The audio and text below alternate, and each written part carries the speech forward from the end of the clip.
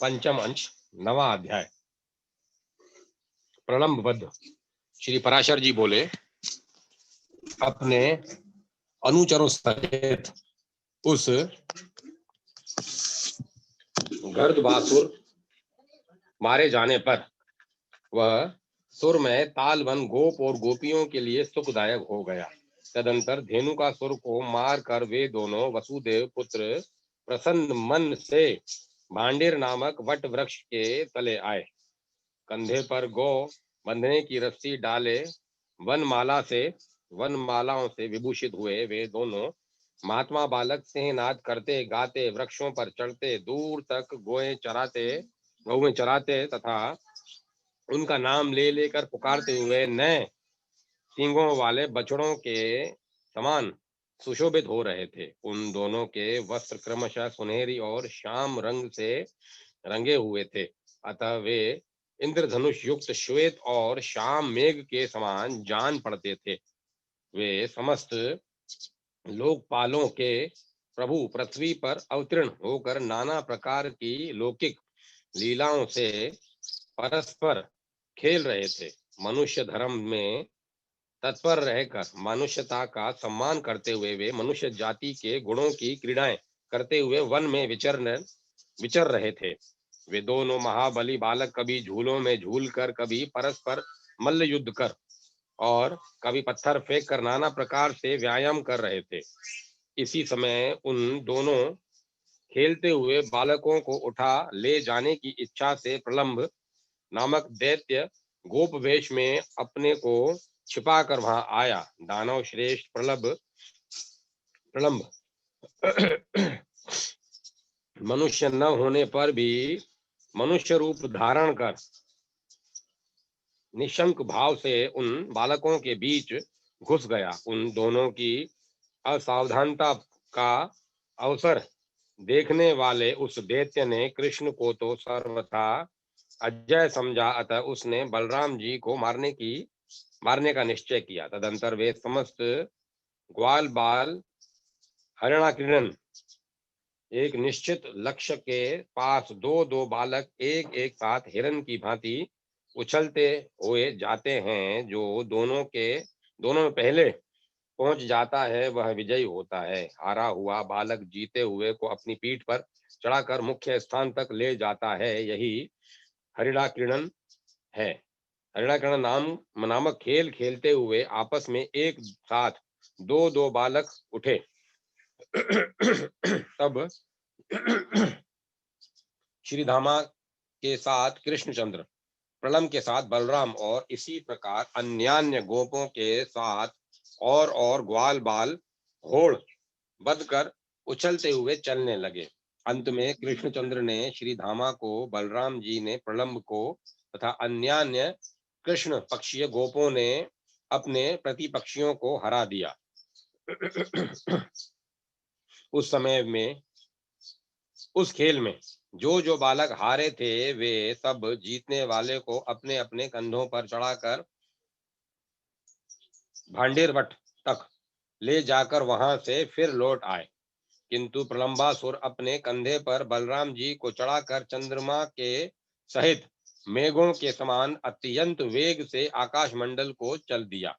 वह दानव श्रेष्ठ रोहिणी नंदन श्री बलभद्र जी के भार को सहन न कर सकने के कारण वर्षाकालीन मेघ के समान बढ़कर अत्यंत स्थूल शरीर वाला हो गया।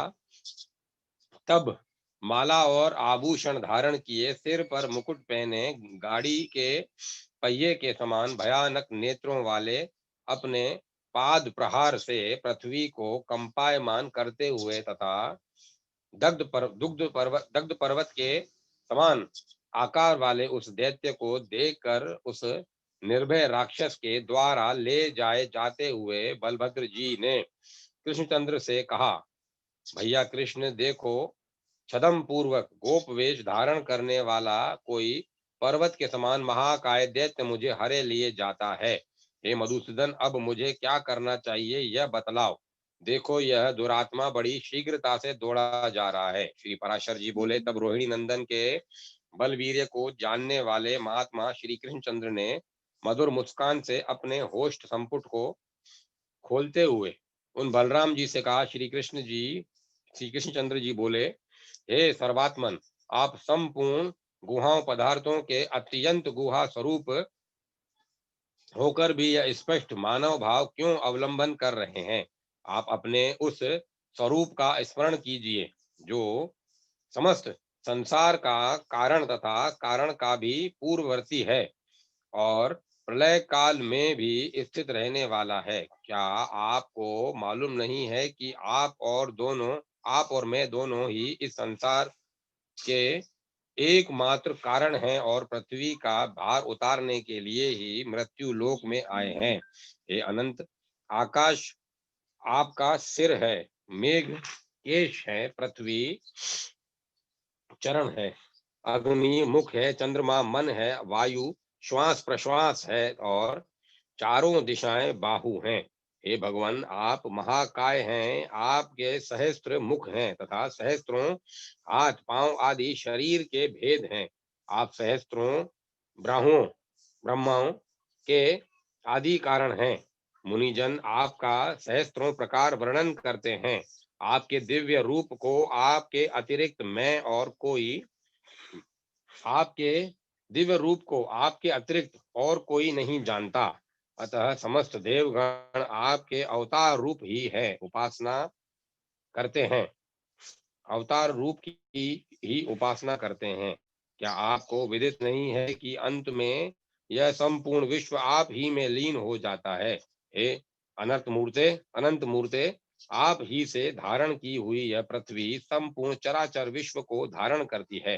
हे अज निमेष आदि काल स्वरूप आप ही कृत युग आदि भेदों से इस जगत का ग्रास करते हैं। जिस प्रकार भड़वानल से पिया हुआ जल वायु द्वारा हिमालय तक पहुंचाए जाने पर हिम का रूप धारण कर लेता है और फिर सूर्य किरणों का संयोग होने से जल रूप हो जाता है, इसी प्रकार हे ईश, यह समस्त जगत रुद्रादि रूप से आप ही के द्वारा विनिष्ट होकर आप परमेश्वर के ही अधीन रहता है और फिर प्रत्येक कल्प में आपके हिरण्यगर्भ रूप से सृष्टि रचना में प्रवृत्त होने पर यह विराट रूप से स्थूल जगरधूप हो जाता है। हे विश्वात्मन, आप और मैं दोनों ही इस जगत के एकमात्र कारण हैं। संसार के हित के लिए ही हमने भिन्न भिन्न रूप धारण किए हैं। अतः हे अमेत्यामन अमेत्यामन, आप अपने स्वरूप को स्मरण कीजिए और मनुष्य भाव को ही अवलंबन कर इस दैत्य को मार कर बंधुजनों का हित साधन कीजिए। श्री पराशर जी बोले, हे विप्र महात्मा, कृष्णचंद्र द्वारा इस प्रकार स्मरण कराए जाने पर महाबलवान बलराम जी हंसते हुए प्रलंबासुर को पीड़ित करने लगे। उन्होंने क्रोध से नेत्र लाल करके उसके मस्तक पर एक घूंसा मारा, जिसकी चोट से उस दैत्य के दोनों नेत्र बाहर निकल आए। तदंतर वह दैत्य श्रेष्ठ मगध मस्तिष्क फट जाने पर मुख से रक्त वमन करता हुआ पृथ्वी पर गिर पड़ा और मर गया। अद्भुत कर्मा बलराम जी द्वारा प्रलंबासुर को मारा हुआ देखकर गोपगण प्रसन्न होकर साधु साधु कहते हुए उनकी प्रशंसा करने लगे।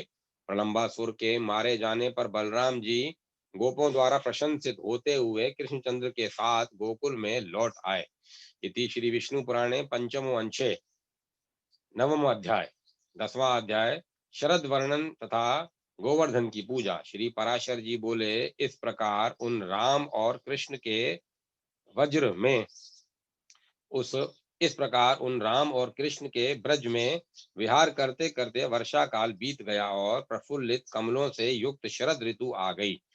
जैसे गृहस्थ पुरुष पुत्र और क्षेत्र आदि में लगी हुई ममता से संताप पाते हैं, उसी प्रकार मछलियां गड्ढों के जल में अत्यंत ताप पाने लगी। संसार की असारता को जानकर जिस प्रकार योगी जन शांत हो जाते हैं, उसी प्रकार मयूरगण मदहीन होकर मौन हो गए। विज्ञानी गण सब प्रकार की ममता छोड़कर जैसे घर का त्याग कर देते हैं, वैसे ही निर्मल श्वेत मेघों ने अपना जल रूप सर्वस्व छोड़कर आकाश मंडल का परित्याग कर दिया। विविध पदार्थों में ममता करने से जैसे देहधारियों के हृदय सारहीन हो जाते हैं, वैसे ही शरतकालीन सूर्य के ताप से सरोवर सूख जाते हैं। निर्मल चित्त पुरुषों के मन जिस प्रकार ज्ञान द्वारा समता प्राप्त कर लेते हैं, उसी प्रकार शरतकालीन जलों को स्वच्छता के कारण कुमुदों से योग्य संबंध प्राप्त हो गया। जिस प्रकार साधु कुल में चरम देह धारी योगी सुशोभित होता है, उसी प्रकार तार का मंडल मंडित निर्मल आकाश में पूर्ण चंद्रमा विराजमान हुआ। जिस प्रकार क्षेत्र और पुत्र आदि में बड़ी हुई ममता को विवेकी जन शनै शनै त्याग देते हैं, वैसे ही जलाशय का जल धीरे धीरे अपने तट को छोड़ने लगा। जिस प्रकार अंतराय 9 हैं, अर्थात व्याधि, सत्यान, साधन में अप्रवृत्ति, संचय, प्रमाद, आलस्य, अवृत्ति, वैराग्यहीनता, भ्रांति दर्शन, अलम्ब भूमिकत्व, लक्ष्य की उपलब्धि न होना और अनवस्थित्व, लक्ष्य में स्थिर न होना, ये 9 अंतराय हैं। कलेश 5 9 अंतराय हैं। अंतरायों विघ्नों से विचलित हुए कुयोगियों का कलेशों में पुनः संयोग हो। कलेश 5 हैं, जैसे अविद्या, असीमता, अहंकार, राग, द्वेष और अभिनिवेश, मरणत्रास, ये 5 कलेश हैं। कलेशों से पुनः संयोग हो जाता है, उसी प्रकार पहले छोड़े हुए सरोवर के जल से हंस का पुनः संयोग हो गया। क्रमशः महायोग प्रज्ञात समाधि प्राप्त कर लेने पर जैसे यति निश्चलात्मा हो जाता है, वैसे ही जल के स्थिर हो जाने से समुद्र निश्चल हो गया।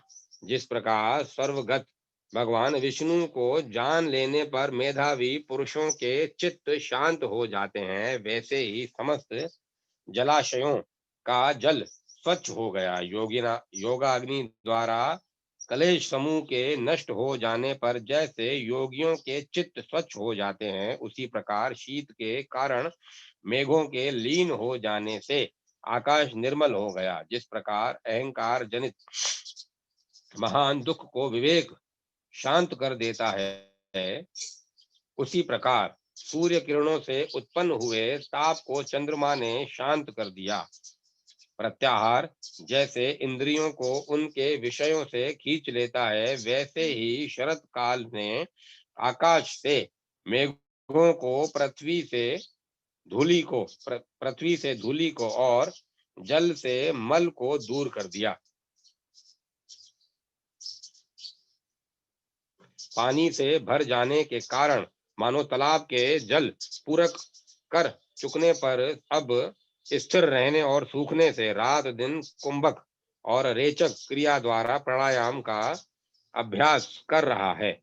इस प्रकार ब्रजमंडल में निर्मल आकाश और नक्षत्र में शरत काल के आने पर श्री कृष्णचंद्र ने समस्त ब्रजवासियों को इंद्र का उत्सव मनाने के लिए तैयारी करते देखा। महामती कृष्ण ने उन गोपों को उत्सव की उमंग से अत्यंत उत्साहपूर्ण देखकर कौतूहलवश अपने बड़े बूढ़ों से पूछा, आप लोग जिसके लिए फूले नहीं समाते, वह इंद्र यज्ञ क्या है? इस प्रकार अत्यंत आदर पूर्वक पूछने पर उनसे नंद गोप ने कहा, मेघ और जल का स्वामी देवराज इंद्र है। उसकी प्रेरणा से ही मेघराज जल रस की वर्षा करते रहते हैं।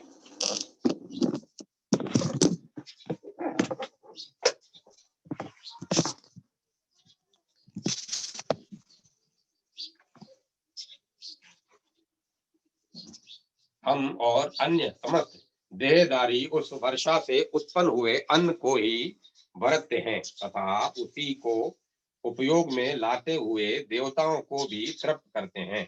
उस वर्षा से बड़े हुए अन्न से ही तृप्त होकर ये गौवें तुष्ट और पुष्ट होकर वत्सवती एवं दूध देने वाली होती हैं। जिस भूमि पर बरसने वाले मेघ दिखाई देते हैं उस पर कभी अन्न और तृण का अभाव नहीं होता और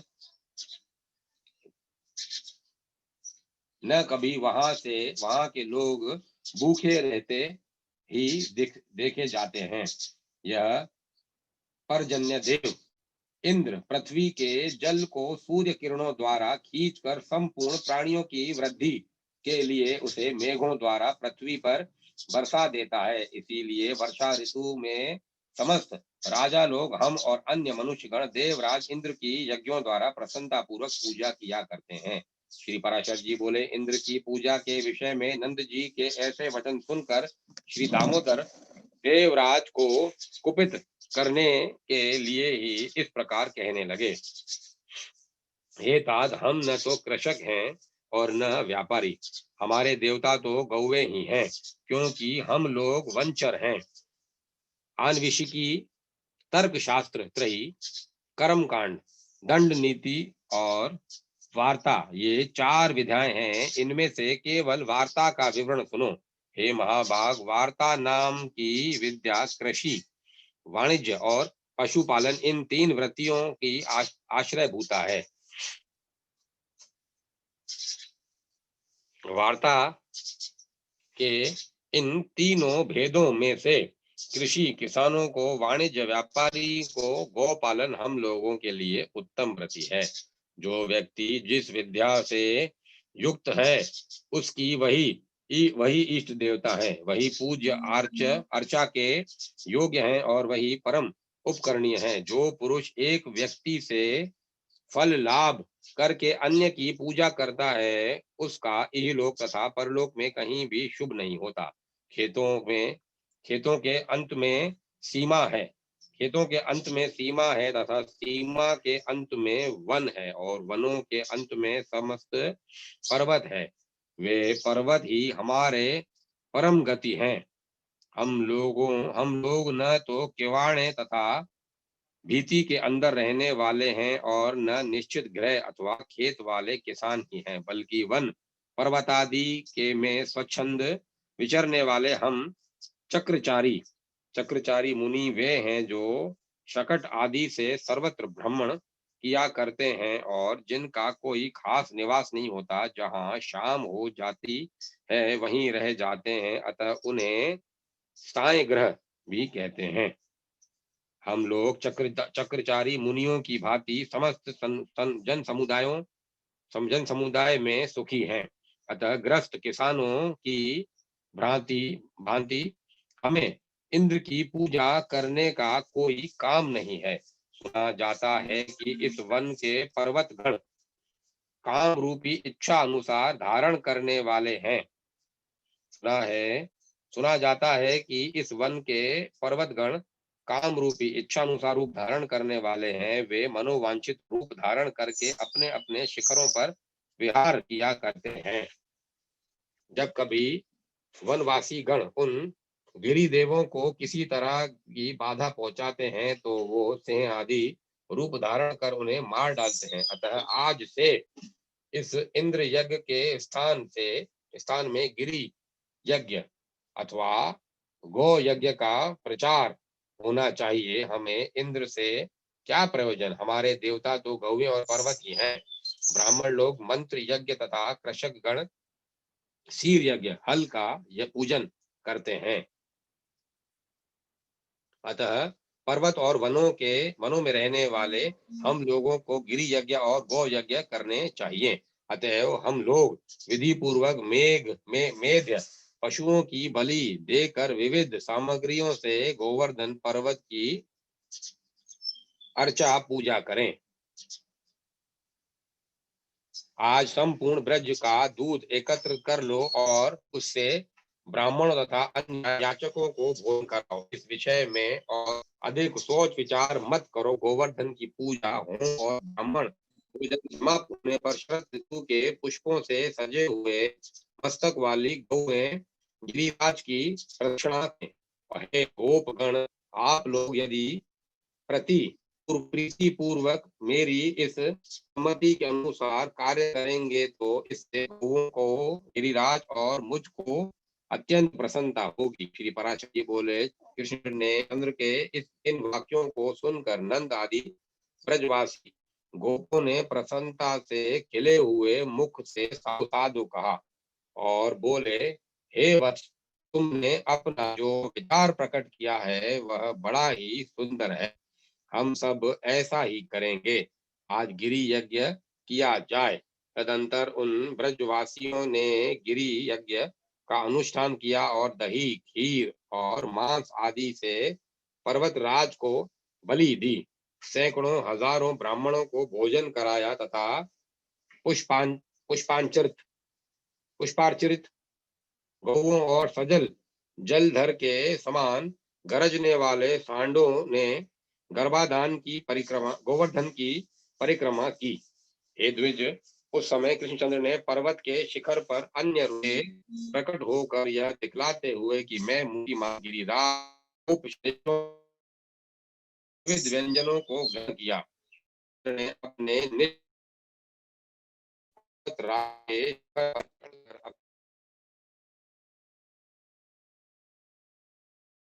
अपने अभिष्ट भर पाकर गिरि यज्ञ समाप्त कर फिर अपने अपने गोष्ठों में चले आए।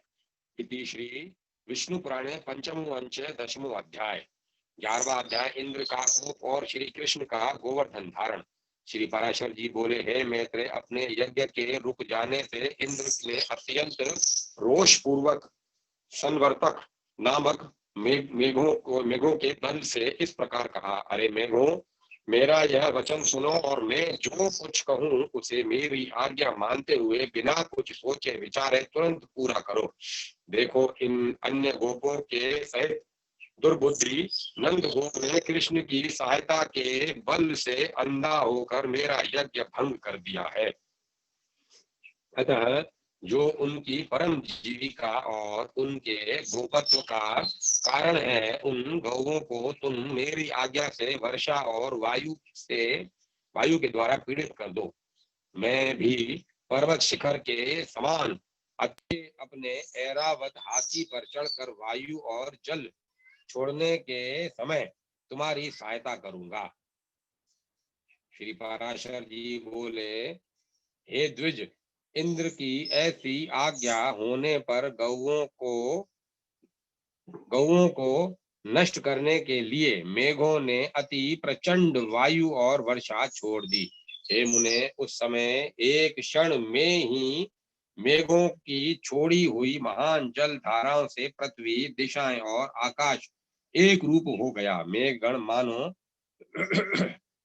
विधुलता रूप दंडाघात से भयभीत होकर महान शब्द से दिशाओं को व्याप्त करते हुए मूसलाधार पानी बरसाने लगे। इस प्रकार मेघों के अहिर्निश बरसने से संसार के अंधकार पूर्ण हो जाने पर ऊपर नीचे और सब ओर से समस्त लोक जल में सा हो गया। वर्षा और वायु के वेग पूर्वक चलते रहने से गौओं के कटी, जंघा और ग्रीवा आदि सुन्न हो गई और कांपते कांपते अपने प्राण छोड़ने लगी, अर्थात मूर्छित हो गई। हे महामुने, कोई गौएं तो अपने बछड़ों को अपने नीचे छिपाए खड़ी रही और कोई जल के वेग से वत्स वत्सहीना हो गई। वायु से कांपते हुए दीन वदन बछड़े मानो व्याकुल होकर मंद स्वर से कृष्णचंद्र से रक्षा करो ऐसा कहने लगे। हे मैत्रेय, उस समय गोपी और गोपगण के सहित संपूर्ण गोकुल को अत्यंत व्याकुल देखकर श्री हरि ने विचारा, यज्ञ भंग के कारण विरोध मानकर यह सब करतूत इंद्र ही कर रहा है। अतः अब मुझे संपूर्ण ब्रज की रक्षा करनी चाहिए। अब मैं धैर्य पूर्वक बड़ी बड़ी शिलाओं से घनीभूत इस पर्वत को उखाड़ कर इसे एक बड़े छत्र के समान ब्रज के ऊपर धारण करूंगा। श्री पराशर जी बोले, श्री कृष्णचंद्र ने ऐसा विचार कर गोवर्धन पर्वत को उखाड़ लिया और उसे लीला से ही अपने एक हाथ पर उठा लिया। पर्वत को उखाड़ लेने पर शुर नंदन श्री श्याम सुंदर ने गोपों से हंसकर कहा, आओ शीघ्र ही इस पर्वत के नीचे आ जाओ। मैंने वर्षा से बचने का प्रबंध कर दिया है। यहाँ वायुहीन स्थानों में आकर सुखपूर्वक बैठ जाओ। निर्भय होकर प्रवेश करो। पर्वत के गिरने आदि का भय मत करो। श्री कृष्णचंद्र के ऐसा कहने पर जल की धाराओं से पीड़ित गोप और गोपी अपने बर्तन भांडों को छकड़ों में रखकर गौओं के साथ पर्वत के नीचे चले गए। ब्रजवासियों द्वारा हर्ष और विस्मय पूर्वक टकटकी लगाकर देखे जाते हुए श्री कृष्णचंद्र भी गिरिराज को अत्यंत निश्चलता पूर्वक धारण किए रहे। जो प्रीति पूर्वक आंखें फाड़ कर देख रहे थे, उन हर्षित चित्त गोप और गोपियों से अपने चरित का सत्वन होते हुए श्री कृष्णचंद्र पर्वत को धारण करते रहे। हे विप्र, गोपों के नाश करता इंद्र की प्रेरणा से नंद जी के गोकुल में 7 रात्रि तक महाभयंकर मेघ बरसते रहे। किंतु जब श्री कृष्णचंद्र ने पर्वत धारण कर गोकुल की रक्षा की, तो अपनी प्रतिज्ञा व्यर्थ हो जाने से इंद्र ने मेघों को रोक दिया। आकाश के मेघहीन हो जाने से इंद्र की प्रतिज्ञा भंग हो जाने पर समस्त गोकुलवासी वहां से निकलकर प्रसन्नता पूर्वक अपने अपने स्थानों पर आ गए। और कृष्णचंद्र ने भी उन ब्रजवासियों के विस्मय पूर्वक देखते देखते गिरिराज गोवर्धन को अपने स्थान पर रख दिया। इति श्री विष्णु पुराणे पंचमो अंशे एकादशो अध्याय 12वां अध्याय शक्र कृष्ण संवाद कृष्ण स्तुति। श्री पराशर जी बोले, इस प्रकार गोवर्धन पर्वत का धारण और गोकुल की रक्षा हो जाने पर देवराज इंद्र को श्री कृष्णचंद्र का दर्शन करने की इच्छा हुई।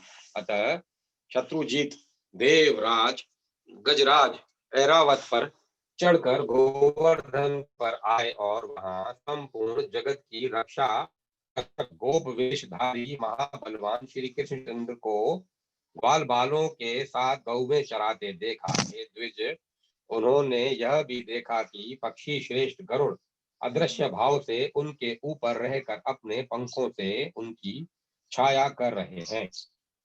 तब वे ऐरावत से उतर पड़े और एकांत में श्री मधुसूदन की और प्रीति पूर्वक दृष्टि फैलाते हुए मुस्कुराकर बोले। इंद्र ने कहा, हे श्री कृष्णचंद्र, मैं जिस लिए आपके पास आया हूँ वह सुनिए। हे महाबाहो, आप इसे अन्यथा न समझें।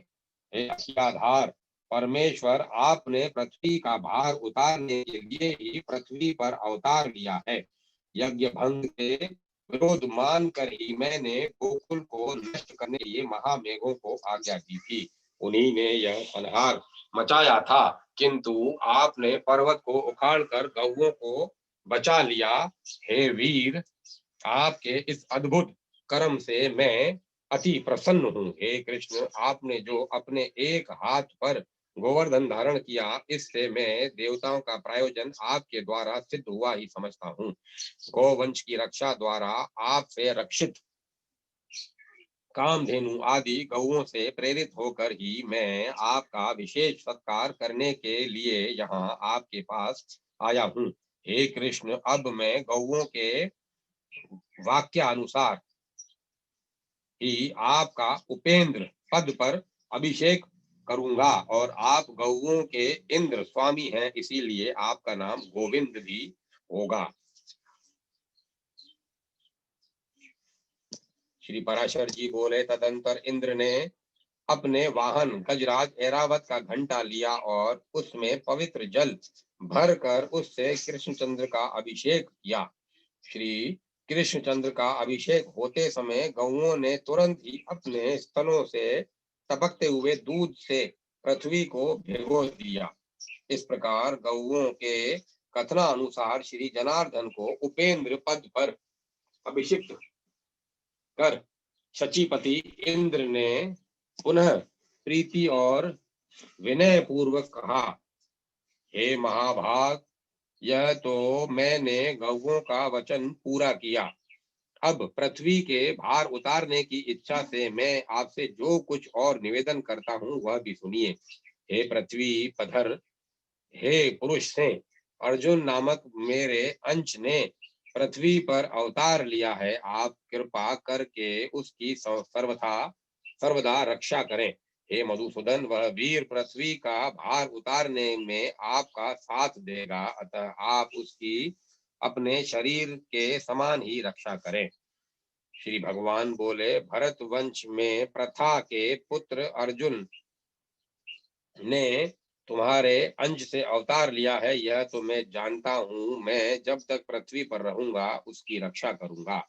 हे शत्रुसूदन देवेंद्र, अब मैं जब तक महितल पर रहूंगा तब तक अर्जुन को युद्ध में कोई भी न जीत सकेगा। हे देवेंद्र, विशाल भुजाओं वाला कंस नामक दैत्य, अरिष्टासुर, केशी, कुवलयापीड़ और नरकासुर आदि अन्यान्य दैत्यों का नाश होने पर यहाँ महाभारत युद्ध होगा। हे सहस्त्राक्ष, उसी समय पृथ्वी का भार उतरा हुआ समझना। अब तुम प्रसन्नता पूर्वक जाओ, अपने पुत्र अर्जुन के लिए किसी प्रकार की चिंता मत करो। मेरे रहते हुए अर्जुन का कोई भी शत्रु सफल न हो सकेगा। अर्जुन के लिए मैं महाभारत के अंत में युधिष्ठिर आदि समस्त पांडवों को अक्षत शरीर से कुंती को दूंगा। अर्जुन के लिए ही मैं महाभारत के अंत में युधिष्ठिर आदि समस्त पांडवों को अक्षत शरीर से कुंती को दूंगा। श्री पराशर जी बोले, कृष्ण चंद्र के ऐसा कहने पर देवराज इंद्र उनका आलिंगन कर ऐरावत हाथी पर आरूढ़ हो स्वर्ग को चले गए। तदंतर कृष्णचंद्र भी गोपियों के दृष्टिपात से पवित्र हुए मार्ग द्वारा गोप कुमारों और गौओं के साथ ब्रज को लौट आए। इति श्री विष्णु पुराणे पंचमो अंशे द्वादशो अध्याय। 13वां अध्याय गोपों द्वारा भगवान का प्रभाव वर्णन तथा भगवान का गोपियों के साथ रास क्रीड़ा करना। श्री पराशर जी बोले, इंद्र के चले जाने पर लीला विहारी कृष्ण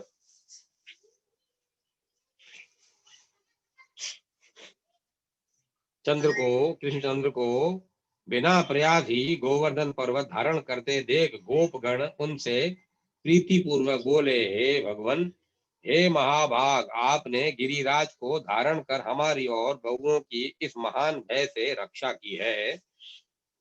हे तात, आपकी कहाँ आपकी यह अनुपम बाल लीला, कहाँ निंदित गोप जाति और कहाँ ये दिव्य कर्म, यह सब क्या है, कृपया हमें बतलाइए।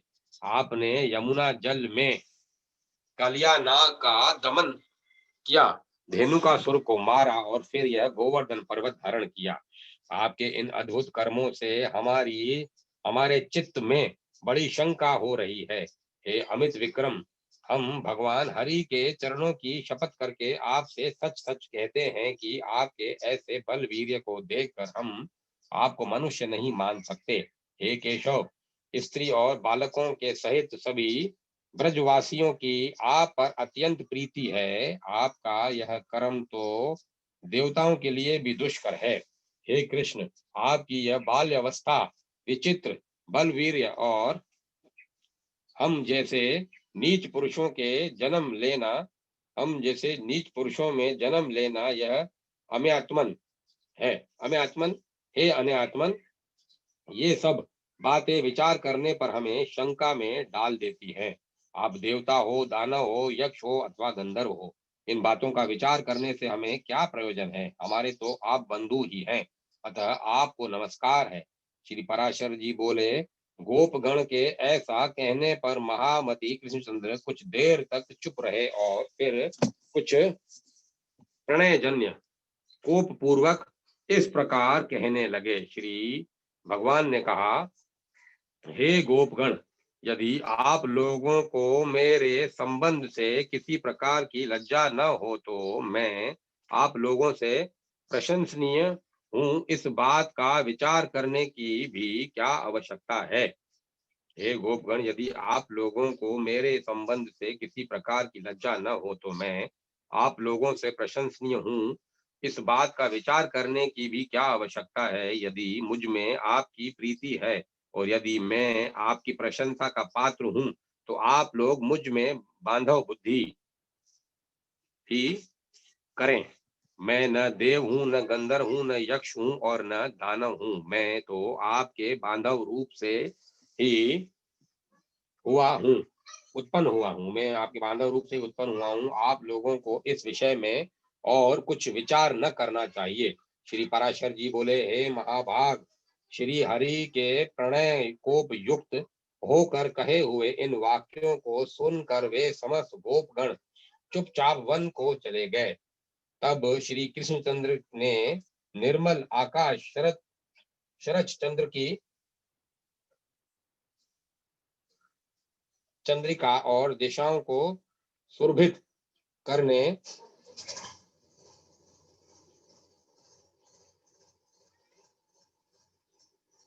शोभित करने वाली विकसित कुमुदनी तथा वन खंडी को मुखर मधुकरों से मनोहर देखकर गोपियों के साथ रमण करने की इच्छा की।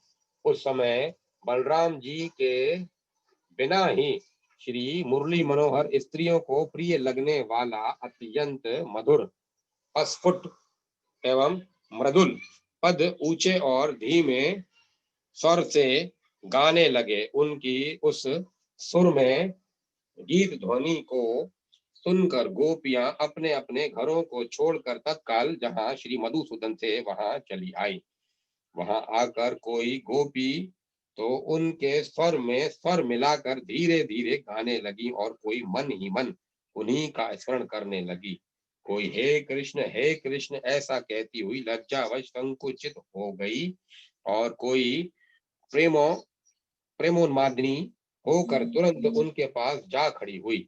कोई गोपी बाहर गुरुजनों को देखकर अपने घर में ही रहकर आंख मूंद कर तन्मय भाव से श्री गोविंद का ध्यान करने लगी तथा कोई गोप कुमारी जगत के कारण पर ब्रह्म स्वरूप श्री कृष्णचंद्र का चिंतन करते करते मूर्छा अवस्था में प्राणापान के रुक जाने से मुक्त हो गई, क्योंकि भगवत्यान के विमल आह्लाद से उसकी समस्त पुण्य राशि क्षीण हो गई और भगवान की अप्राप्ति के महान दुख से उसके समस्त पाप लीन हो गए थे।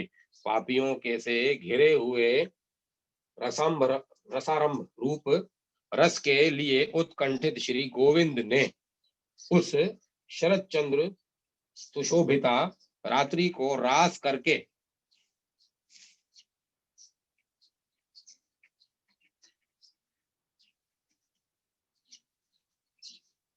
रासंबरा रस के लिए उत्कंठित श्री गोविंद ने शरद चंद्र शोभित रात्रि को रास करके सम्मानित किया।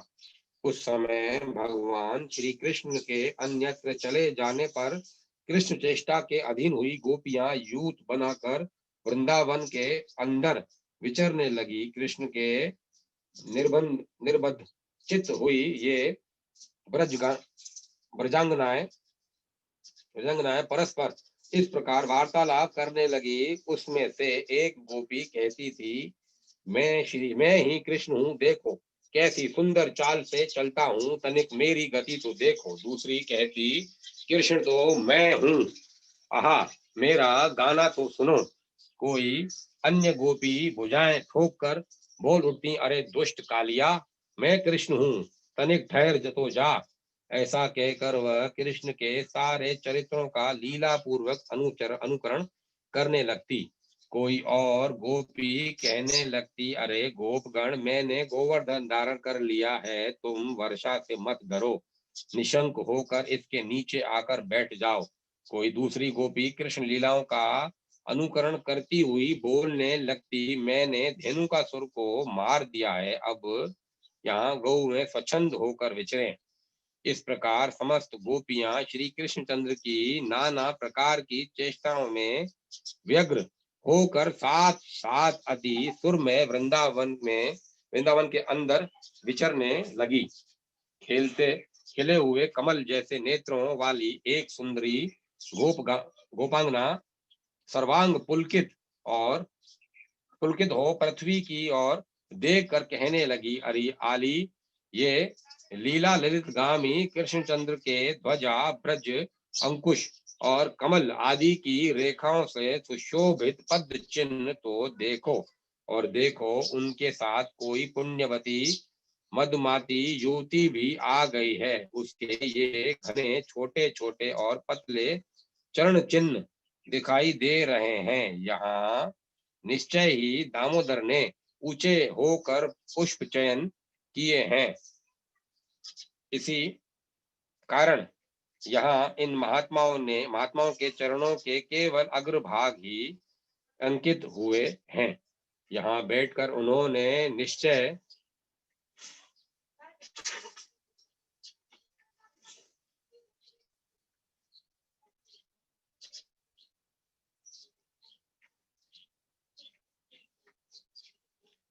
ही दामोदर ने ऊंचे होकर पुष्प चयन किया है। इसी कारण यहाँ उन महात्मा के चरणों के केवल अग्रभाग ही अंकित हुए हैं। यहाँ बैठकर उन्होंने निश्चय ही किसी बड़भागिनी का पुष्पों से श्रृंगार किया है। अवश्य ही उसने अपने पूर्व जन्म में सर्वात्मा श्री विष्णु भगवान की उपासना की होगी। और यह देखो, पुष्प बंधन के सम्मान से गर्विता होकर उसके मान करने पर श्री नंद नंदन उसे छोड़कर इस मार्ग से चले गए हैं।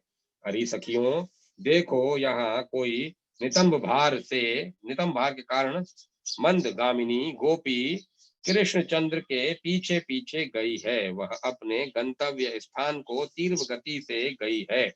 इसी से उसके चरण चिन्हों के अग्रभाग कुछ नीचे दिखाई देते हैं।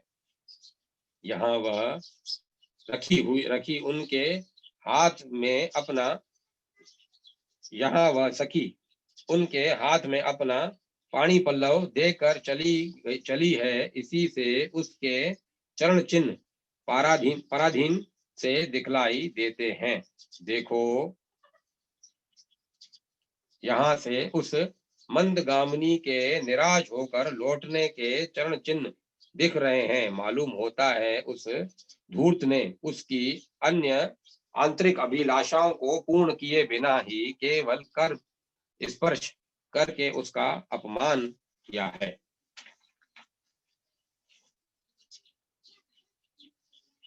मालूम होता है उस धूर्त ने केवल कर स्पर्श करके उसका अपमान किया है, उसकी यह आंतरिक अभिलाषाओं को पूर्ण किए बिना ही।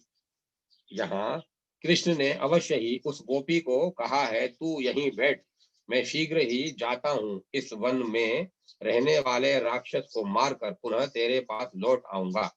इसीलिए यहाँ उसके चरणों के चिन्ह शीघ्र गति के से दिख रहे हैं। यहाँ से कृष्णचंद्र गहन वन में चले गए। इसी से उनके चरण चिन्ह दिखलाई नहीं देते। अब सब लौट चलो। इस स्थान पर चंद्रमा की किरणें नहीं पहुंच सकती। तदंतर वे गोपियां कृष्णचंद्र से निराश होकर लौट आई और यमुना तट पर आके उनके चरित्रों को गाने लगी। तब गोपियों ने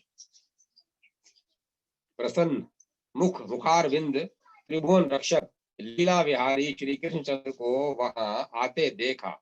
उस समय कोई गोपी तो श्री गोविंद को आते देखकर अति हर्षित होकर कृष्ण कृष्ण कृष्ण इतना ही कहती रह गई और कुछ न बोल सकी। कोई प्रणयकोपवश अपनी भंगी से सिकोड़कर श्री हरि को देखते हुए अपने नेत्र रूप भ्रमरों द्वारा उनके मुख कमल का मकरंद पान करने लगी। कोई गोपी गोविंद को देख नेत्र मूंद कर उन्हीं के रूप का ध्यान करती हुई योगारूढ़ सी भाषित होने लगी।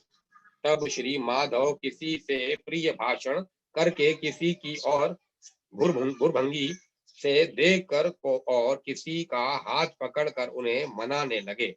फिर चित श्री हरि ने उन प्रसन्न चित्त गोपियों के साथ रास मंडल बनाकर आदर पूर्वक रमण किया, किंतु उस समय कोई भी गोपी कृष्णचंद्र की सनिधि को न छोड़ना चाहती थी। इसीलिए एक ही स्थान पर स्थिर रहने के कारण रासोचित मंडल न बन सका। तब उन गोपियों में से एक का हाथ पकड़कर श्री हरि ने रास मंडल की रचना की। उस समय उनके कर स्पर्श से प्रत्येक गोपी की आंखें आनंद से मूंद जाती थीं। तदंतर रास क्रीड़ा आरंभ हुई। उसमें गोपियों के चंचल कंकणों की झनकार होने लगी और फिर क्रमशः शरद वर्णन संबंधी गीत होने लगे। उस समय कृष्णचंद्र चंद्रमा चंद्रिका और कुमुदवन संबंधी गान करने लगे, किंतु गोपियों से तो बारंबार केवल कृष्ण नाम का ही गान किया। फिर एक गोपी ने नृत्य करते करते थक कर चंचल कंकण की झनकार से युक्त अपनी बाहुलता श्री मधुसूदन के गले में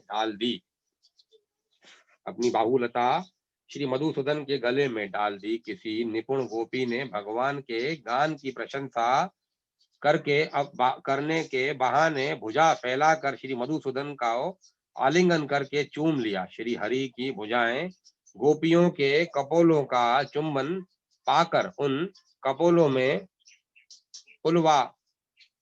पुलवावली रूप धान्य की उत्पत्ति के लिए स्वेद रूप जल के मेघ बन गई। श्री कृष्णचंद्र जितने उच्च स्वर से रासोचित गान गाते थे, उससे दूने शब्दों से गोपियां धन्य कृष्ण की ही ध्वनि लगा रही थी। भगवान के आगे जाने पर गोपियां उनके पीछे जाती और लौटने पर सामने चलती। इस प्रकार वे अनुलोम और प्रतिलोम गति से श्री हरि का सदा साथ देती थी। श्री मधुसूदन भी गोपियों के साथ इस प्रकार रास क्रीड़ा कर रहे थे कि उनके बिना एक क्षण भी गोपियों को करोड़ों वर्षों के समान बीतता था। जो रास रसिक गोपांगनाएं पति, माता पिता और भ्राता आदि के रोकने पर भी रात्रि में श्री श्याम सुंदर के साथ विहार करती थी। शत्रुहंता अमयत्मा श्री मधुसूदन भी अपनी किशोरावस्था का मान करते हुए रात्रि के समय उनके साथ रमण करते थे। वे सर्वव्यापी ईश्वर श्री कृष्णचंद्र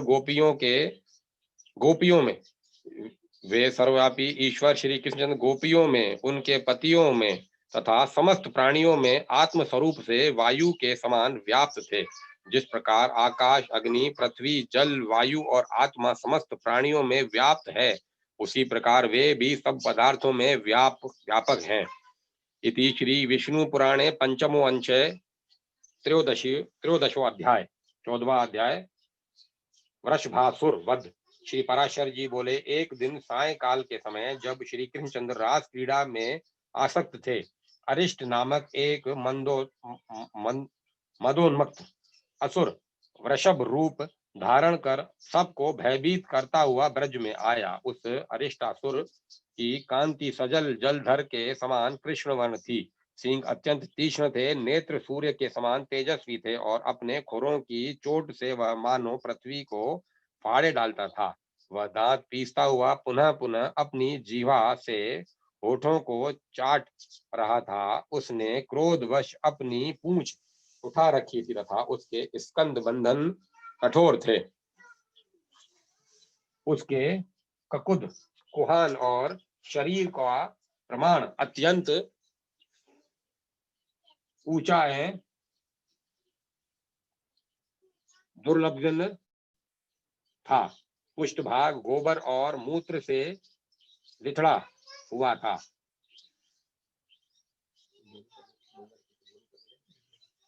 विथला हुआ था तथा वह समस्त गौओं को भयभीत कर रहा था। उसकी ग्रीवा अत्यंत लंबी और मुख वृक्ष के समान वृक्ष के खोखले उसकी ग्रीवा अत्यंत लंबी और मुख वृक्ष के खोखले के समान अति गंभीर था। वह वृषभ रूपधारी दैत्य गौओं के गर्भों को गिराता हुआ और तपस्वियों को मारता हुआ सदा वन में विचरा करता था। तब उस अति भयानक नेत्रों वाले दैत्य को देखकर गोपांगनाएं भयभीत होकर कृष्ण कृष्ण पुकारने लगी। उनका शब्द सुनकर श्री केशव ने घोर सिंहनाद किया और ताली बजाई। उसे सुनते ही वह श्री दामोदर की ओर फिरा। दुरात्मा वृषभासुर आगे को सींग करके तथा कृष्णचंद्र की कुक्षी में दृष्टि लगाकर उनकी ओर दौड़ा, किंतु महाबली कृष्ण वृषभासुर को अपनी ओर आता देख अवहेलना से लीला पूर्वक मुस्कुराते हुए उस स्थान से विचलित न हुए।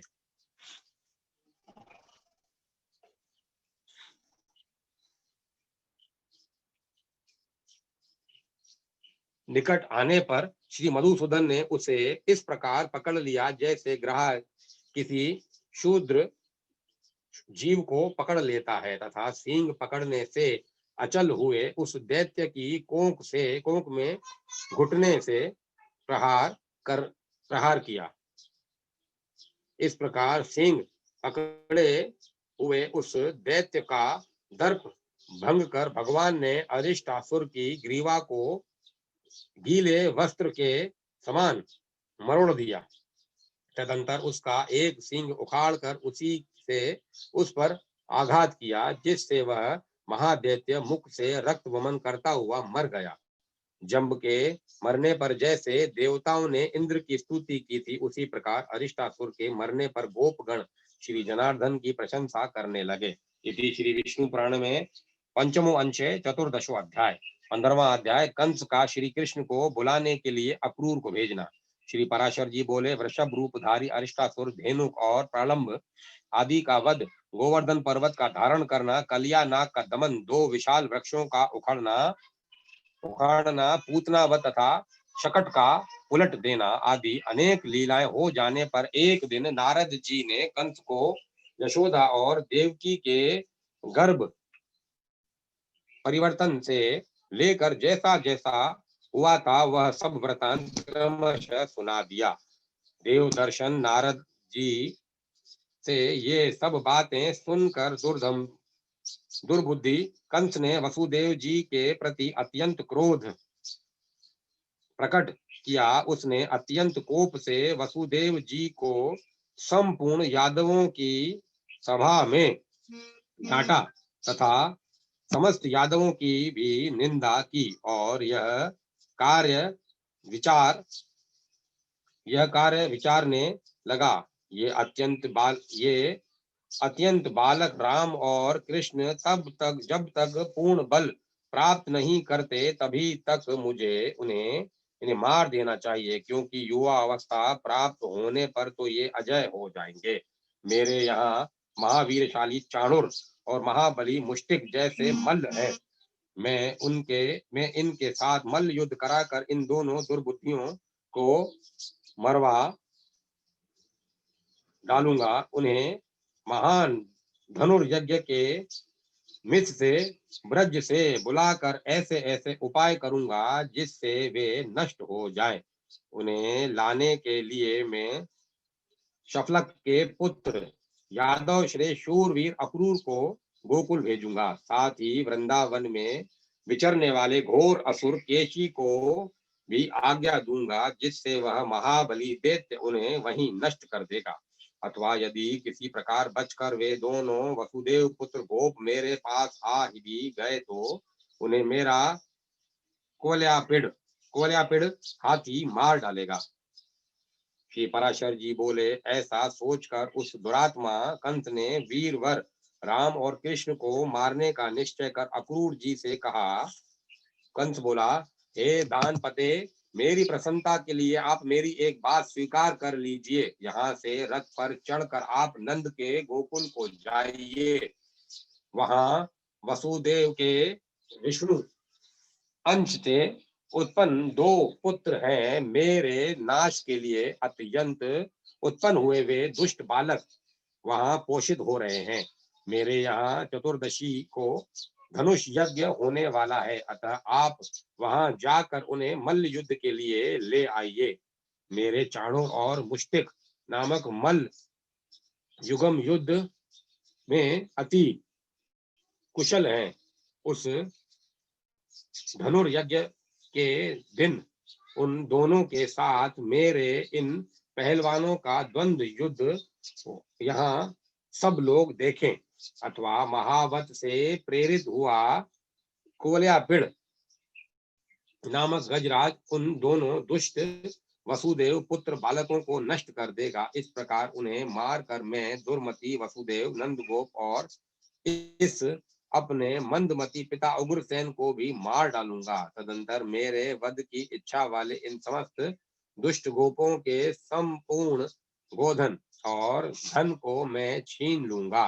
हे दानपते, आपके अतिरिक्त ये सभी यादवगण मुझसे द्वेष करते हैं, अतः मैं क्रमशः इन सभी को नष्ट करने का प्रयत्न करूंगा।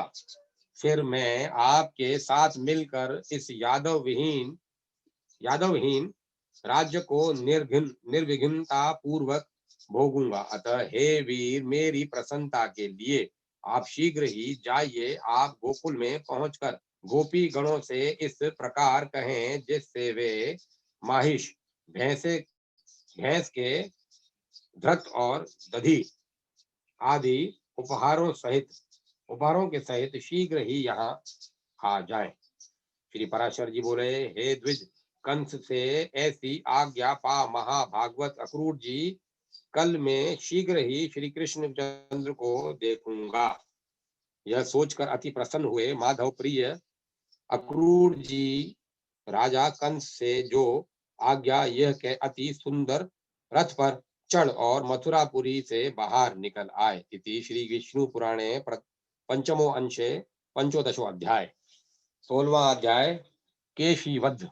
श्री पराशर जी बोले, हे मैत्रेय, इधर कंस के दूत द्वारा भेजा हुआ महाबली केशी भी कृष्णचंद्र के वध की इच्छा से घोड़े का रूप धारण कर वृंदावन में आया। वह अपने खुरों से पृथ्वी तल को खोदता हुआ ग्रीवा के बालों से बादलों को छिन्न भिन्न करता हुआ वेग से चंद्रमा और सूर्य के मार्ग को भी पार करता गोपों की ओर दौड़ा। उस अश्वरूप दैत्य के हिनहिनाने के शब्द से भयभीत होकर समस्त गोप और गोपिकाएं श्री गोविंद की शरण में आए। तब उनके त्राही त्राही शब्द को सुनकर भगवान कृष्णचंद्र सजल मेघ की गर्जना के समान गंभीर वाणी से बोले, हे गोपालगण, आप लोग केशधारी अश्व से न डरें, आप तो गोप जाति के हैं। फिर इस प्रकार भयभीत होकर आप अपने वीरोचित पुरुषार्थ का लोप क्यों करते हैं? यह अल्प वीर्य हिनहिनाने से आतंक फैलाने वाला और नाचने वाला दुष्ट अश्व जिस पर राक्षस गण बल पूर्वक चढ़ा करते हैं, आप लोगों का क्या बिगाड़ सकता है? इस प्रकार गोपों को धैर्य बंधा कर वे केशी से कहने लगे, अरे दुष्ट, इधर आ। पिनाकधारी वीरभद्र ने जिस प्रकार उषा के दांत उखाड़े थे, उसी प्रकार मैं कृष्ण तेरे मुख से सारे दांत गिरा दूंगा। ऐसा कहकर श्री गोविंद उछलकर केशी के सामने आए और वह अश्वरूपधारी दैत्य भी मुंह खोलकर उनकी ओर दौड़ा। तब जनार्दन ने अपनी बाह फैलाकर उस अश्वरूपधारी दुष्ट दैत्य के मुख में डाल दी। केशी के मुख में घुसी हुई भगवान कृष्ण की बाहु से टकरा कर उसके समस्त दांत शुभ्र मेघ खंडों के समान टूटकर बाहर गिर पड़े। हे द्विज, उत्पत्ति के समय से ही अब उपेक्षा की गई व्याधि जिस प्रकार नाश करने के लिए बढ़ने लगती है, उसी प्रकार केशी के देह में प्रविष्ट हुई कृष्णचंद्र की भुजा बढ़ने लगी। अंत में होठों के फट जाने से वह फेन सहित रुधिर वमन करने लगा और उसकी आंखें स्नायु बंधन से ढीले हो जाने से फूट गई। तब वह मल मूत्र छोड़ता हुआ पृथ्वी पर पैर पटकने लगा। उसका शरीर पसीने से भरकर ठंडा पड़ गया और वह निश्चेष्ट हो गया।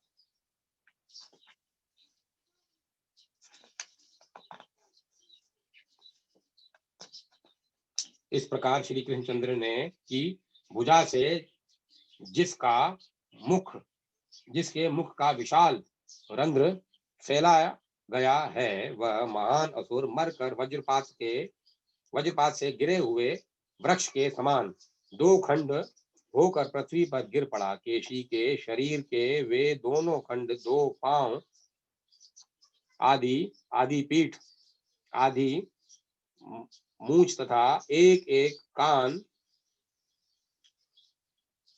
और नासिका रंध्र के सहित सुशोभित हुए।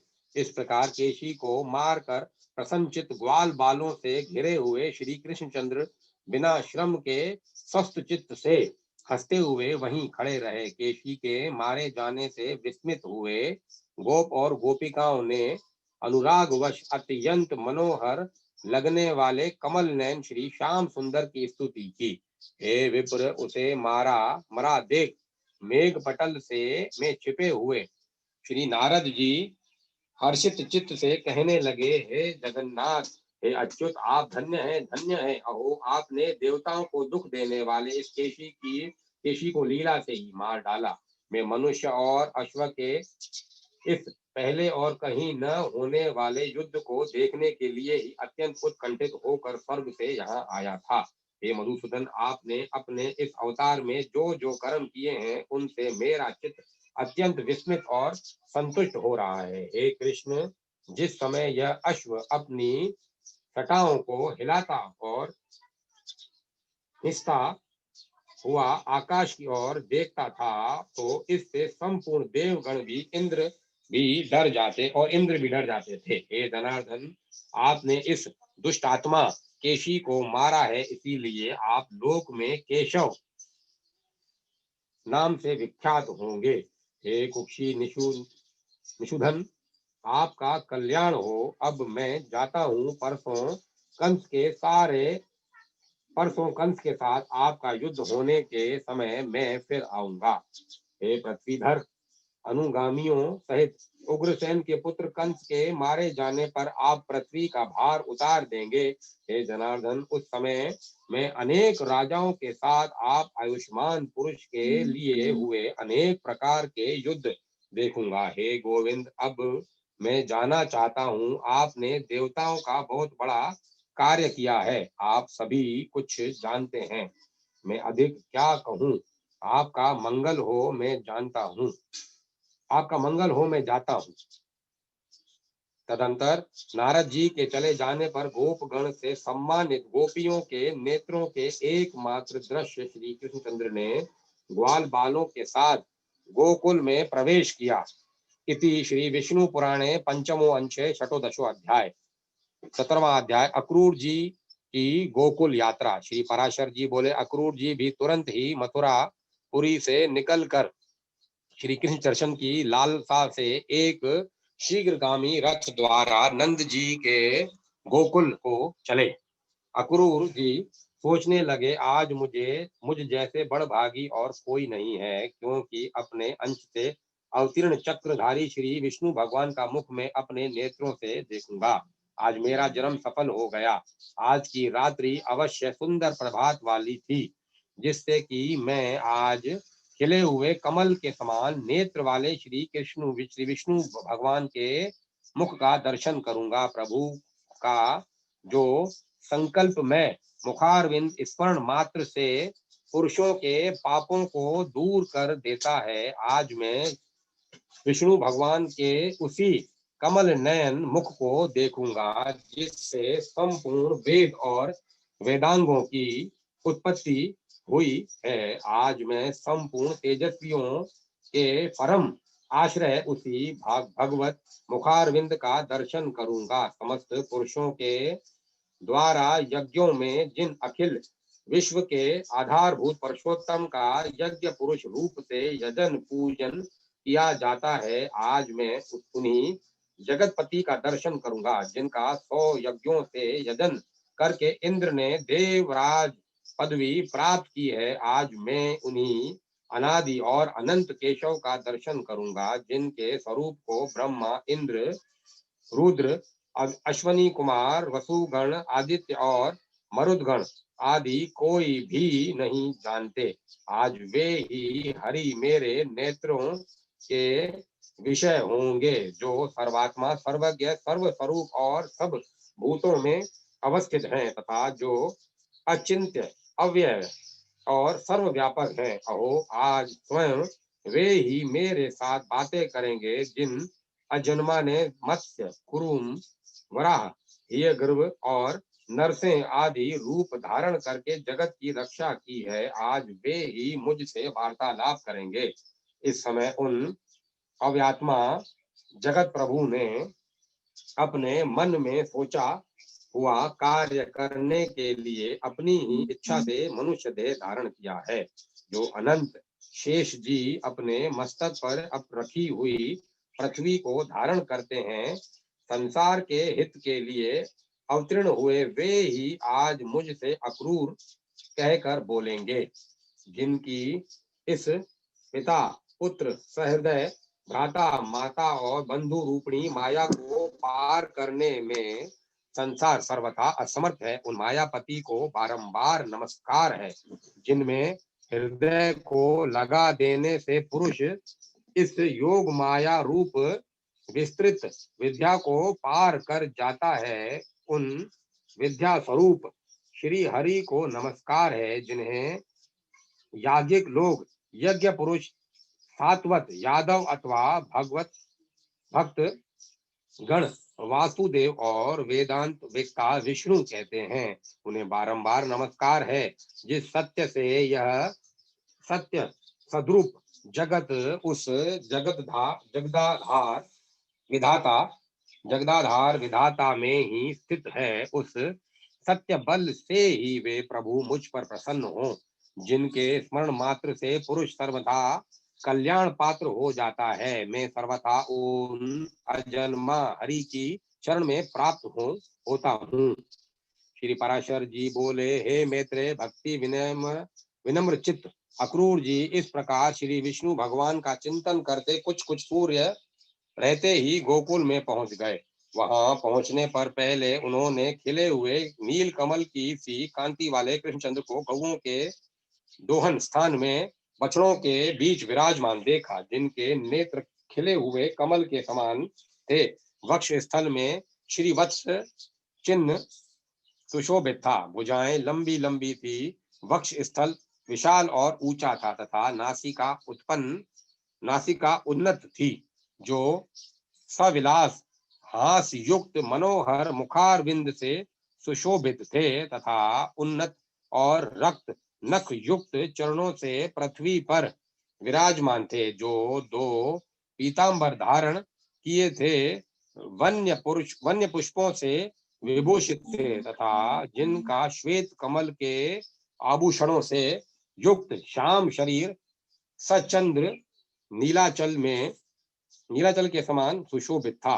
हे द्विज, श्री ब्रजचंद्र के पीछे उन्होंने हंस, कुंद और चंद्रमा के समान गौरव वर्ण नीलांबरधारी यदुनंदन श्री बलभद्र जी को देखा। विशाल भुजदंड, उन्नत स्कंद और विकसित मुखारविंद श्री बलभद्र जी मेघमाला से घिरे हुए दूसरे कैलाश पर्वत के समान जान पड़ते थे।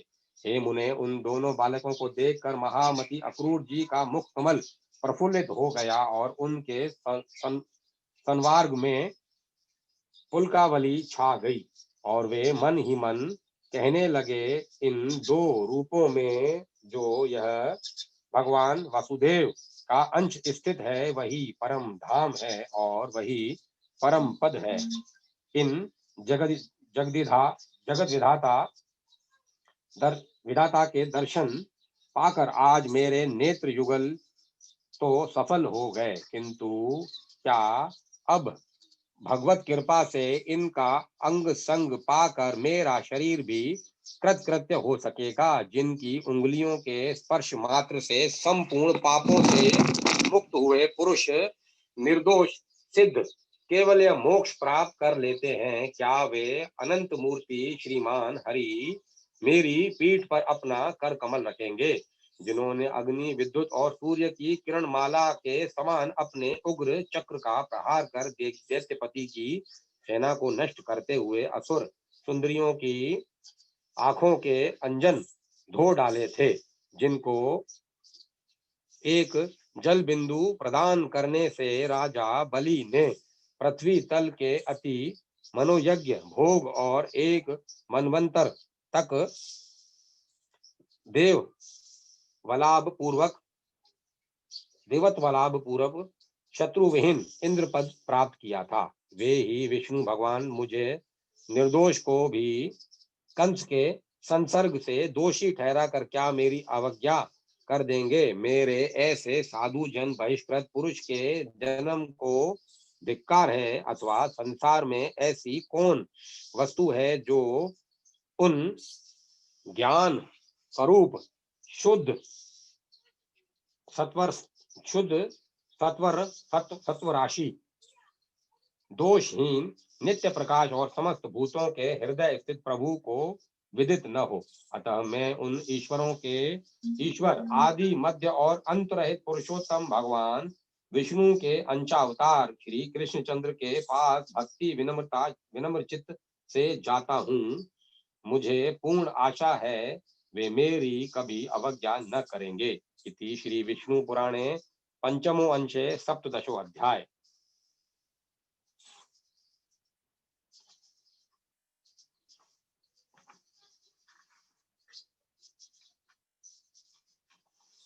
अठारहवां अध्याय भगवान का मथुरा को प्रस्थान, गोपियों की विरह कथा और अक्रूर जी का मोह।